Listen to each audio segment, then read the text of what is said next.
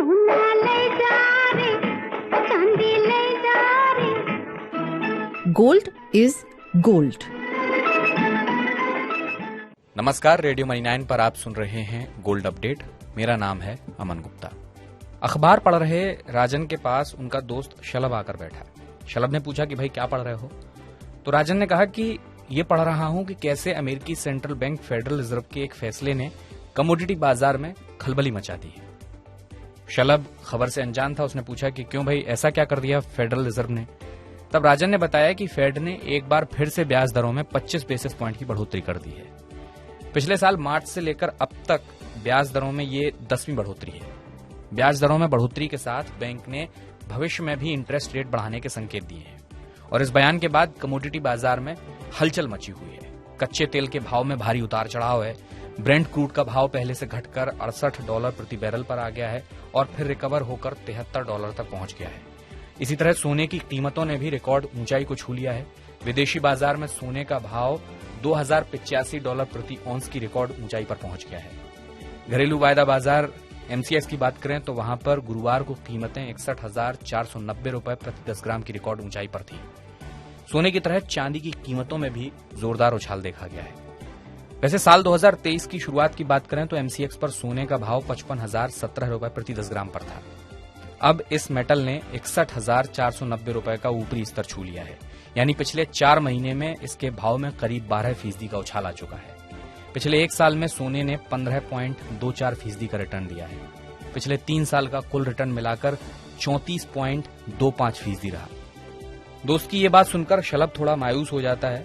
राजन उसकी मायूसी की वजह पूछता है तो शलभ कहता है कि अरे, अगर मुझे पता होता तो मैं पहले ही सोने में निवेश कर देता। अब रिकॉर्ड स्तर पर सोने में निवेश करना कितना सही है, कुछ समझ नहीं आ रहा है। तब राजन ने उसे बताया कि केडिया एडवाइजरी के डायरेक्टर अजय केडिया बताते हैं कि अगले 2 महीने में सोना 62,500 का स्तर छू सकता है। दिसंबर के अंत तक सोने के भाव 65,000 रुपए तक जा सकते हैं। चालू कैलेंडर वर्ष में सोना 65,000 के स्तर के ऊपर भी देखा जा सकता है। इस तरह साल 2023 में सोना 18% तक का रिटर्न दे सकता है। मौजूदा स्तर पर भी अगर खरीदारी की जाए तो अच्छा रिटर्न मिल सकता है और अगर भाव में कुछ नरमी आती है तो ये निवेश का और बढ़िया मौका साबित हो सकता है। इसके बाद शलभ ने उनसे पूछा कि किस तरह के सोने में निवेश करना बेहतर होगा। इस सवाल पर राजन ने जवाब दिया कि पिछले 1 साल में ज्यादातर गोल्ड म्यूचुअल फंड्स ने 19% तक का रिटर्न दिया है। इस कैटेगरी में आईडीबीआई गोल्ड ईटीएफ ने दूसरे फंड से थोड़ा बेहतर प्रदर्शन करते हुए 20% तक का रिटर्न दिया है। सिर्फ म्यूचुअल फंड ही नहीं बल्कि सरकारी गोल्ड बॉन्ड से भी निवेशकों को बढ़िया रिटर्न मिला है। आरबीआई ने गोल्ड बॉन्ड की पहली किश्त नवंबर 2015 में जारी की थी। तब सोने का भाव 26,840 रुपए प्रति 10 ग्राम था। अब ये 60,000 रुपए के करीब है। इस तरह पिछले 8 साल में सोने ने 125% का रिटर्न दिया है। सरकारी गोल्ड बॉन्ड में निवेश करने का फायदा यह भी है कि इसमें 2.5% का सालाना ब्याज भी मिलता है। इसलिए शलभ तुम्हें जो विकल्प ठीक लगे वहां निवेश करो। राजन आगे ये भी कहते हैं कि सोने ने अच्छा रिटर्न भले दिया है, लेकिन सोने की बढ़ती कीमतों ने देश में सोने की मांग पर भी असर किया है। वर्ल्ड गोल्ड काउंसिल की रिपोर्ट का हवाला देते हुए उन्होंने बताया कि जनवरी से मार्च तिमाही के दौरान भारत में सोने की मांग 17% घटकर 112.5 टन रह गई है। ये गिरावट सोने की कीमत रिकॉर्ड स्तर पर चढ़ जाने और कीमतों में भारी उतार चढ़ाव की वजह से हुई है।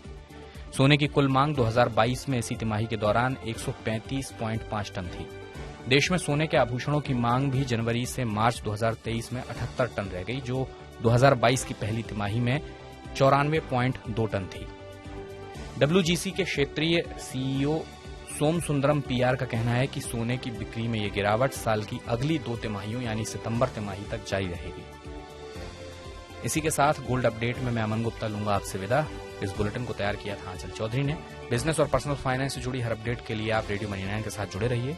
मनी 9 का मोबाइल ऐप डाउनलोड कर लेंगे तो बहुत सारा एक्सक्लूसिव कंटेंट आपको देखने सुनने को मिलेगा। चलता हूं, नमस्कार। सोना ले जा रे, चांदी ले जा रे। Gold is gold.